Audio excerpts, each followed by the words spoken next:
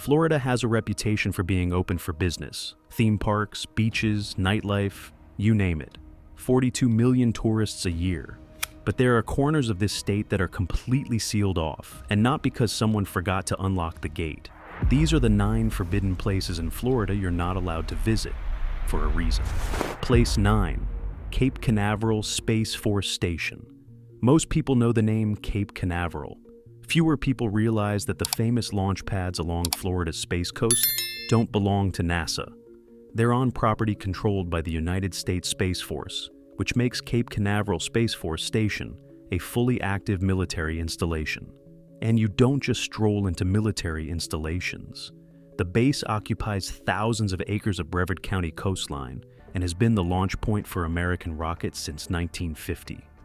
Launch complexes line the shore like monuments, some active, some decommissioned, most of them off limits. The Atlas, Titan, and Saturn rockets all flew from here. So did the early Mercury missions that put the first Americans in orbit.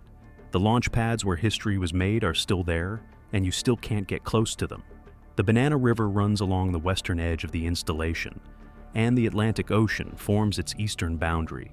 Within that perimeter, roughly 15,000 acres of federally controlled land-house launch infrastructure, military facilities, and the kind of operational security that comes standard when you're working with rockets, satellites, and classified payloads. The base is home to Space Launch Delta 45, which is responsible for managing the Eastern Range, the corridor of airspace and ocean that active launches fly through on their way to orbit. The public sees Cape Canaveral only at a distance, from the water or from the Kennedy Space Center visitor complex a few miles up the road. The actual base requires security clearance and either a military affiliation or an authorized official purpose to enter.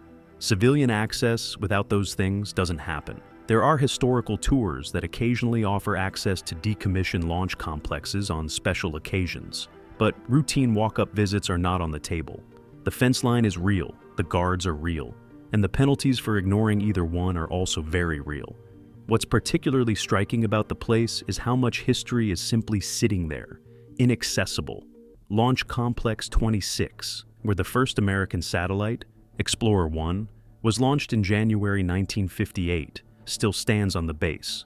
So does Launch Complex 34, where the Apollo 1 fire in January 1967 killed astronauts Gus Grissom, Ed White, and Roger Chaffee during a ground test. That launch pad was never used for a crewed mission again. Its concrete foundation is still there, and it bears a plaque that reads, in part, "They gave their lives in service to their country in the ongoing exploration of humankind's final frontier." Most Americans will never see it in person. The Air Force Space and Missile Museum, located inside Cape Canaveral Space Force Station, does offer public tours on a limited and scheduled basis, but those tours require advance booking, a background check, and are subject to cancellation anytime operational requirements take precedence. There is no spontaneous access, no dropping by on a whim, and no photography of anything the tour guides haven't explicitly cleared. The sheer density of history contained within a fence line that the average person will never cross is one of the more quietly remarkable facts about this particular stretch of Florida coastline. Place 8. Kennedy Space Center's active launch facilities. NASA's Kennedy Space Center is technically open to the public. There's a visitor complex, a gift shop, a cafe, and Shuttle Atlantis on display for anyone who buys a ticket. But what most people don't realize is that the areas they can actually access represent a carefully managed fraction of the total facility. The working heart of Kennedy Space Center, Launch Complex 39A and 39B, the Vehicle Assembly Building's operational interior, the active payload processing facilities, is restricted to badged personnel only. The famous bus tour that visitors can purchase gives a controlled drive-by view of the Vehicle Assembly Building from the outside. A building large enough to have its own interior weather system, where clouds have been observed forming near the ceiling due to the sheer volume of enclosed humid air. You can look. You cannot go inside. The Vehicle Assembly Building is one of the largest structures by volume on Earth. It covers 8 acres and stands 525 feet tall. The enormous American flag painted on its exterior is so large that each star is 6 feet across. It is where NASA assembled the Saturn V rockets for the Apollo program, and later stacked the Space Shuttle orbiters onto their external tanks. Today it assembles NASA's Space Launch System. The people who work inside it every day do so under conditions of routine but serious security. Badge checks, vehicle inspections, access logs. The kind of systems that exist because the hardware being processed inside is worth billions of dollars and is intended to carry human beings into space. The restriction is not just bureaucratic. Kennedy Space Center is a functioning spaceport. When launches are scheduled, the entire area around the active pads is locked down, and the exclusion zones extend onto the water and into the airspace above. The U.S. Coast Guard enforces maritime security zones around launches, and the FAA restricts airspace to a radius of up to 40 nautical miles depending on the vehicle. What's happening on those pads is considered critical national infrastructure, and the government treats it accordingly. The closest most people will get to any of this is standing on the observation deck at the Saturn V Center, looking through glass at an actual moon rocket laid on its side. It's a remarkable experience. But standing at the base of the launch structures where those vehicles actually flew from is a privilege reserved for a very small number of people with very specific job titles. Place 7. Merritt Island National Wildlife Refuge during NASA operations.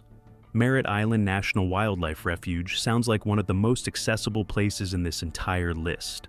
It's a 140,000-acre refuge that shares geography with Kennedy Space Center, and under normal circumstances, it is open to the public, hiking, birding, boating, all of it.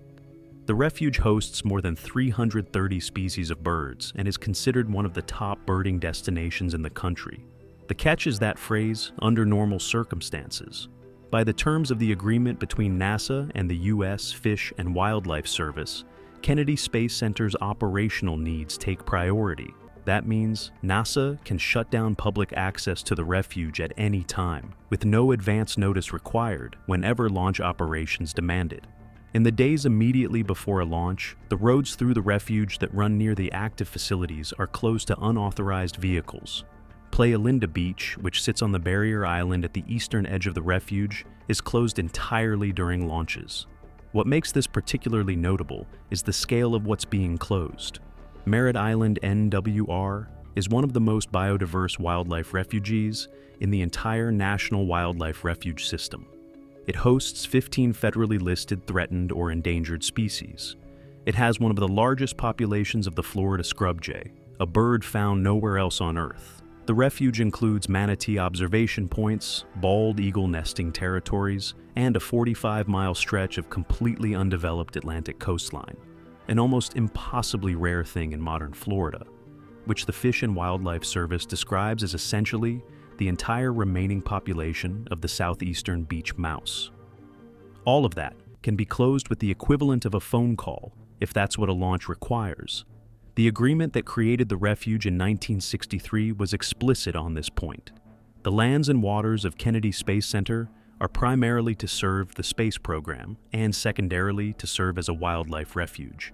That ordering of priorities has never changed. For a space-age reason that is simultaneously impressive and deeply inconvenient, some of the best wildlife habitat in Florida can become inaccessible with about as much warning as the weather. You can plan a birding trip months in advance and still show up to a locked gate because a rocket is going somewhere that day. Place 6. Playalinda Beach before every launch. Playalinda Beach deserves its own entry because its situation is stranger than it first appears. The beach is part of Canaveral National Seashore, a federally protected stretch of some of the most undeveloped Atlantic coastline left in Florida. No hotels, no concession stands, no development of any kind. Just dunes, sea turtles, and the kind of empty horizon that's increasingly rare in this state. It's also one of the closest publicly accessible spots to the Kennedy Space Center launch pads. On a clear day, you can see the vehicle assembly building from the beach with your eyes, which is exactly why, before every scheduled rocket launch, the National Park Service closes the beach and locks the gate. The closures happen in advance of launches and remain in effect until after the vehicle has safely cleared the area. They're not brief. Depending on launch schedules, scrubs, and rescheduling, a closure can extend for days. SpaceX's proposed Starship operations at Pad 39A would, according to FAA environmental impact assessments, result in Playalinda being closed for at least 60 days per year, possibly significantly more if launches are delayed or rescheduled. Community members in Brevard County have raised concerns about the frequency of these closures and their impact on public access to federal land that belongs, in theory, to everyone. A Change.org petition addressing the closures gathered over 3,100 signatures within weeks of being posted. The specific concern that residents raised is worth noting. The FAA's environmental impact statement acknowledged that the closures are driven not just by safety factors, but by logistical aspects, which, as local residents pointed out, is a significantly different standard. Closing federally protected public land for safety reasons connected to rocket launches makes intuitive sense. Closing it for logistical reasons relating to a private company's operations is a harder sell to people who drive 2 hours to spend a day on a beach with no amenities, no lifeguards, and no cell service. For a beach with no infrastructure and no commercial activity, it has an unusually complicated relationship with the world just a few miles to its south. Place 5. Egmont Key, Southern Wildlife Refuge Zone. Egmont Key is a small island at the mouth of Tampa Bay, accessible only by boat or ferry, with a lighthouse that has stood since 1858. A network of crumbling brick roads from a long-abandoned Spanish-American war fort, and a history dense enough to make your head spin. The southern third of the island, roughly 97 acres, is a designated wildlife refuge managed by the U.S. Fish and Wildlife Service, and it is closed to the public. That part of the island serves as critical nesting and resting habitat for more than 30,000 pairs of shorebirds and seabirds.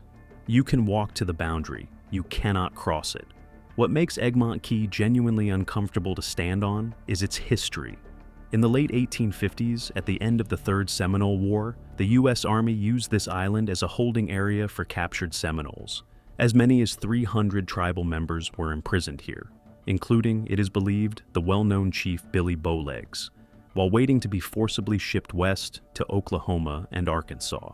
The island had no fresh water. The conditions were harsh. Some of those prisoners died here and were buried on the island. One of the more extraordinary stories from Egmont Key's history involves a woman named Polly Parker. She was among the Seminoles held on the island after the war. When the ship transporting prisoners stopped at St. Mark's to take on fuel, Parker and a group of around a dozen Seminoles were allowed ashore to gather roots and herbs for medicine. A guard accompanied them. Parker gave a signal, and the prisoners scattered into the surrounding woods. Some were recaptured. Polly Parker escaped, made her way home to the Lake Okeechobee area, and lived there until 1921. The island she fled from is still there, still sinking, still restricted. The fort that came later, Fort Dade, built in 1898 for the Spanish-American War, briefly turned Egmont Key into a functioning small city. At its peak, the island had 300 residents, brick roads, electricity, telephones, a hospital, a jail, a movie theater, a bowling alley, and tennis courts. By 1923, it was all decommissioned, and within a few decades, it was all crumbling. The brick roads are still there. You can walk them. They lead, as one observer put it, to nowhere. Then there's the practical problem that Egmont Key is disappearing. The island has lost more than half its total landmass over the last 150 years due to sea level rise and erosion. Its highest elevation is about 6 feet above sea level. The lighthouse, the ruins, the cemetery, all of it is slowly being reclaimed by the Gulf. Manuel Mondo Tiger, a Seminole tribal councilman who visited Egmont Key in recent years, put it simply, "A lot of our ancestors fought very dearly for our lives, to be free, and to come back and visit something like this is very sad for me." Place 4. The Dry Tortugas, most of it. The Dry Tortugas National Park gets talked about as a destination, and Garden Key, where Fort Jefferson sits, is technically open to visitors who can get there by ferry or seaplane from Key West. But the park covers 7 islands, and most of them are not accessible to the public without explicit National Park Service permission. Hospital Key, Long Key, and Middle Key cannot be visited without NPS authorization. Loggerhead Key, the largest island in the chain, requires a private charter to reach and has significant access restrictions on what you can do once you're there. Bush Key is closed entirely from February through mid-September because it's a nesting ground for sooty terns and brown noddies during those months. The number of birds that nest there runs into the tens of thousands. Fort Jefferson itself, the largest brick masonry structure in the Western Hemisphere, built using more than 16 million bricks and never actually finished, has interior areas that are structurally unsafe and permanently off-limits. The moat wall, and the area within 300 feet of the moat wall are restricted. The building began construction in 1846 and work continued for 30 years without ever completing the original design. The reasons were partly financial, partly engineering. The island's limestone foundation couldn't support the weight of the upper gun tiers as originally planned, and the design became obsolete with the introduction of rifle cannons that could punch through masonry walls the fort was never designed to withstand. The resulting structure is massive, crumbling in places, and deeply interesting in the specific way that failed ambitious things tend to be. Fort Jefferson has its own grim chapter in American history. During the Civil War, it served as a military prison, and among its inmates were 4 men convicted in connection with President Lincoln's assassination, including Dr. Samuel Mudd, convicted of conspiracy for setting the broken leg of John Wilkes Booth after he fled Ford's Theater. Mudd spent years imprisoned in a fort 70 miles from the nearest land, in heat that most people today would find unbearable without air conditioning. He was eventually pardoned in 1869 by President Andrew Johnson. The trip to get there is genuinely remote. The Yankee Freedom Ferry departs Key West at 7:30 in the morning and arrives 2.5 hours later. No cell towers exist at the park, no running water, no food vendors, no infrastructure of any kind beyond what the National Park Service provides. The park covers over 100 square miles of ocean. Fewer than 65,000 people visit per year, a number that represents a fraction of a single day's attendance at any of Florida's major theme parks. The place is magnificently, unusually isolated, and most of it intends to stay that way. Hospital Key, one of the restricted islands, gets its name from the fact that it once housed a hospital, specifically for prisoners and soldiers stationed at Fort Jefferson. The island served as a quarantine facility during periods when disease was tearing through the fort's population. Yellow fever was a recurring problem. The isolation that made Fort Jefferson useful as a prison was also what made epidemic management so difficult. When illness arrived, it had nowhere to go. The hospital on Hospital Key was the fort's response to that. Today the island is closed to the public, the hospital is long gone, and the only things left are birds and the slow work of the ocean claiming whatever remains of the land. There is a particular quality to places in the dry Tortugas that is hard to describe to someone who hasn't been there. The light is different 70 miles out in the Gulf. The water is a color that doesn't exist in the vocabulary most people develop growing up inland. And the fact that so much of the archipelago is simply off-limits gives the whole place a feeling of being at the edge of something. The edge of the accessible world, the edge of what's allowed, the edge of what's known. Place 3. Tortugas South Conservation Area. A few miles from Fort Jefferson, at the southwestern end of the Florida Keys National Marine Sanctuary, there is a stretch of ocean called the Tortugas South Conservation Area. It is not marked with buoys. You won't see a sign, but it is absolutely off-limits. Vessels are permitted to pass through the area, provided their fishing gear is completely stowed and unavailable for immediate use. But stopping, anchoring, diving, all prohibited. No permit process, no exceptions. You transit through without pausing, or you don't enter at all. The reason is the reef system beneath it. The deep coral reefs of the Tortugas region are described by marine scientists as the crown jewel of Florida Keys National Marine Sanctuary and one of the last genuinely healthy coral reef systems in the entire Florida Keys. The reefs here are healthier and more abundant than anywhere else in the Keys, largely because the area sits at the crossroads of major ocean currents and has been protected from the kind of human pressure that has degraded coral reefs elsewhere in the region. The Tortugas is also a critical multi-species fish spawning site, with more than 400 species of reef fish in the region, including all species of grouper. The conservation area exists specifically to keep it that way. About 40 species of sharks pass through this region regularly. The currents that flow through carry larvae from both the Gulf of Mexico and the Caribbean, making the Tortugas a biological crossroads that distributes marine life throughout the broader Florida Keys ecosystem. In other words, what happens in that protected area doesn't stay in that protected area. It seeds the reefs and fish populations all the way up the Keys chain. Protecting this particular patch of ocean is not sentimental. It is load-bearing infrastructure for everything connected to it. The Florida Keys National Marine Sanctuary that surrounds the area is also subject to its own set of restrictions, including sanctuary preservation areas, wildlife management areas, and ecological reserves, all marked with yellow buoys and carrying their own rules about what you can and cannot do in the water. The Tortugas South Conservation Area is simply the most restrictive of these zones. No stopping, no anchoring, no diving. Pass through, gear stowed, or don't come this way at all. Place 2. The Florida Everglades, most keys in Florida Bay. The Everglades gets described as wild, but the word wild doesn't fully capture what the backcountry of Everglades National Park actually means. The Marjorie Stoneman Douglas Wilderness Area is the largest subtropical wilderness in the United States. It covers an enormous portion of the park's interior, and for most of it, access requires a backcountry wilderness permit. But it goes further than that. All keys in Florida Bay, the shallow bay on the park's southern edge, are closed to landing with limited exceptions. From Terrapin Point to US, one along the mainland, landing is prohibited.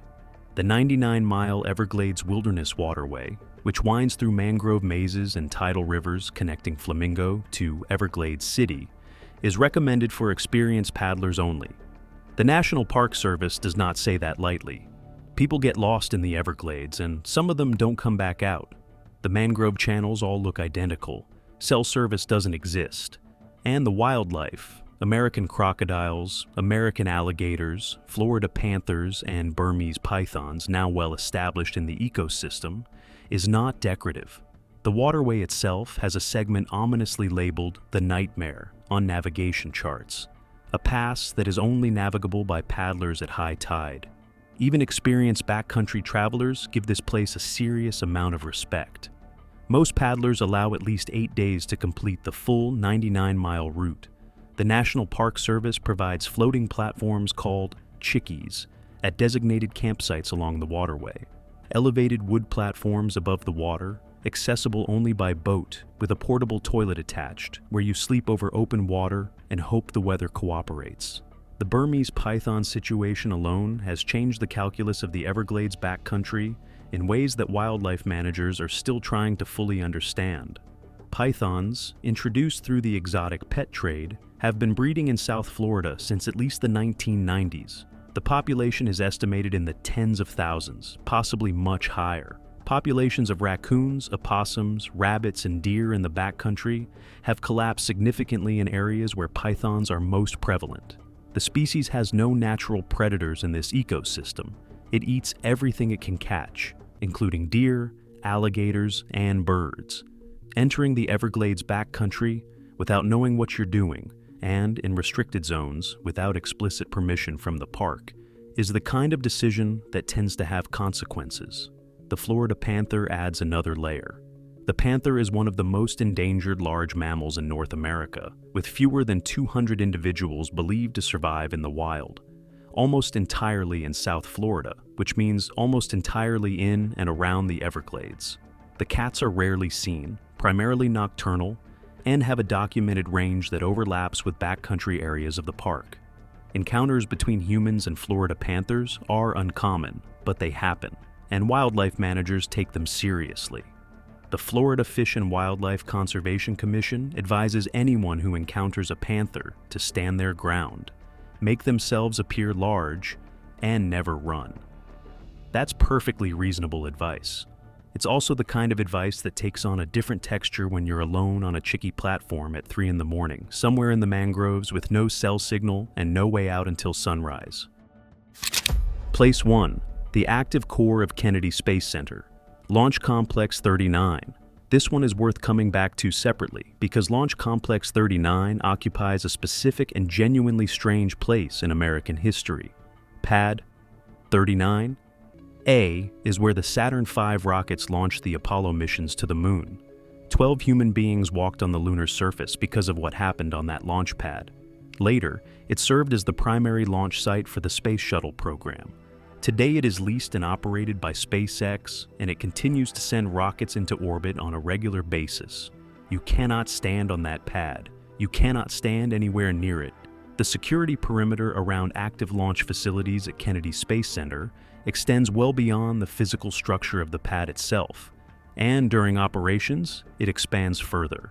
Workers with proper clearance and identification can access the facility.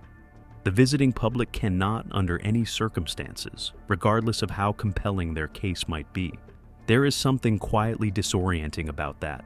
A place where some of the most significant events in human history occurred, where human beings left Earth for another world for the first time, is completely inaccessible to the people whose tax dollars built it and whose national heritage it represents. You can buy a ticket to see the museum version. The real thing is behind a fence managed by a private company under a NASA lease, with security that doesn't negotiate. Pad 39B, which currently supports NASA's space launch system, and the Artemis program aimed at returning humans to the moon, sits a few thousand feet away from 39A and has its own perimeter. Both pads have been used for missions that shaped human civilization, and both are sealed off from the public during anything resembling an active period. The only view most people will ever get is from the bus, through a window, at a distance measured in hundreds of yards, with a guide explaining what they're looking at through a microphone. It is Florida's most protected piece of real estate, sitting between a wildlife refuge full of endangered birds and a military base with a history that stretches back to the early Cold War. No beaches, no theme parks, no amenities. Just rockets and the people who make them go. Florida is one of the most visited places on the planet, and for most of it, the gates are wide open. But the state has its forbidden corners, some protected for wildlife, some for national security, some because the history there is too complicated or too dangerous to open to general foot traffic. If you've made it this far, you now know more about what's actually off limits in Florida and why than most people who live there. What's interesting is how different the reasons are.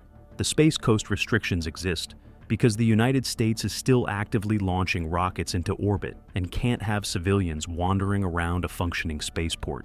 The Egmont Key and dry Tortugas restrictions exist because ecosystems and species that took thousands of years to develop can be damaged in an afternoon. The Everglades restrictions exist because the place is genuinely, seriously dangerous to anyone who underestimates it. Florida contains all of these things simultaneously, which might be the strangest fact of all about a state most people associate with theme parks and beach chairs. If this video was worth your time, hit like and subscribe. We put these out every week, and there's a lot more where this came from. See you in the next one.